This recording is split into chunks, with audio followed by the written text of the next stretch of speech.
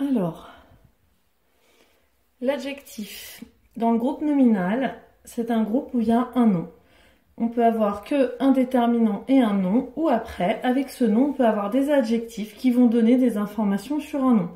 On peut avoir un adjectif, ou deux adjectifs, ou encore plusieurs, trois adjectifs, qui peuvent être soit avant le nom, soit après le nom. Exercice 1. Entoure les adjectifs qualificatifs en vert, ceux qui caractérisent le crapaud. Donc, comment est le crapaud? Alors, voici l'histoire d'un crapaud monstrueux. Il est comment? Il est monstrueux, le crapaud. Un crapaud boueux, un crapaud visqueux, un crapaud gluant, collant, poisseux, un crapaud puant, pestilentiel, c'est-à-dire ils sont encore plus mauvais que puant, nauséabond, c'est encore pire, empestant, la vase fétide. Là, c'est la vase, hein, c'est pas le crapaud. D'accord? Donc, on a trouvé tous les adjectifs du crapaud. Dans les groupes nominaux en gras, souligne le nom en bleu, entoure l'adjectif qui donne des informations sur le nom en vert. Donc, il me faut mon vert pour mon adjectif, mon bleu pour mon nom.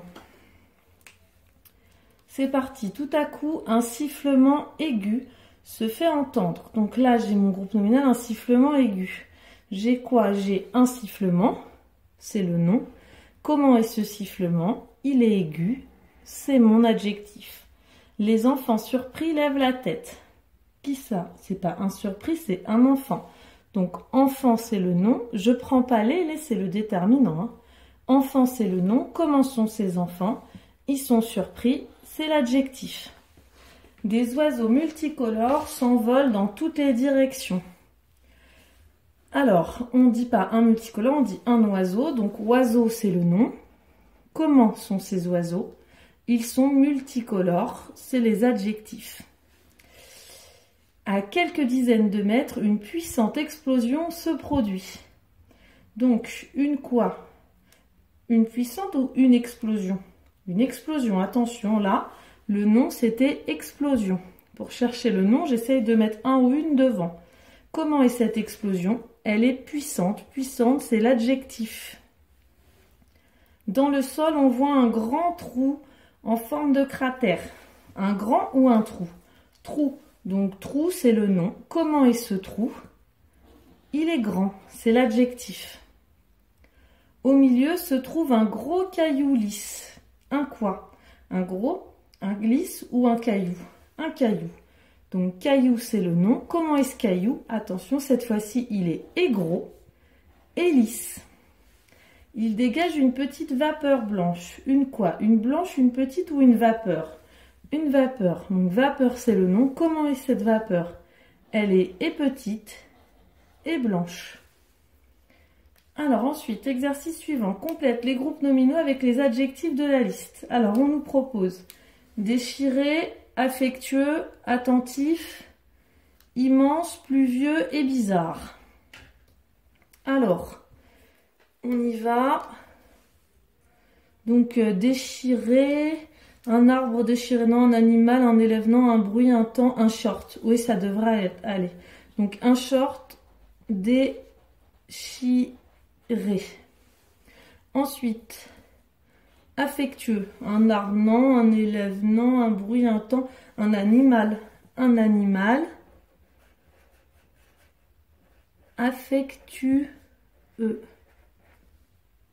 Attentif, un arbre, un bruit, un temps, un élève.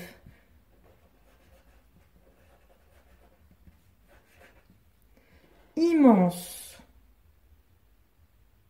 Alors, un bruit, un temps, un arbre.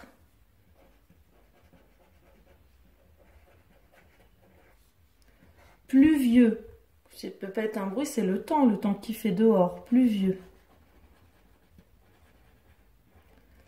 Et bizarre, un bruit. Bizarre. Dernier exercice, trouve des adjectifs pour caractériser les noms. Alors, qu'est-ce qu'on peut mettre comme adjectif pour caractériser ces noms-là? Par exemple, un sentier glissant, un sentier boueux, un sentier escarpé. Alors, une forêt. Oh, bah, elle peut être sombre, par exemple. Une souris, elle peut être verte. Un crocodile, comment il peut être dangereux? Il y en a plein d'autres, hein. Là, je ne donne pas la bonne réponse. Il y a plusieurs réponses, hein. C'est juste des adjectifs qui donnent des renseignements sur ces noms. Une fleur, bah, elle peut être colorée. Un arbre, comment il peut être cet arbre?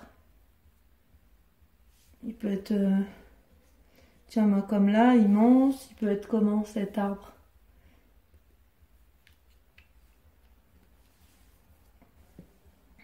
Un arbre tordu.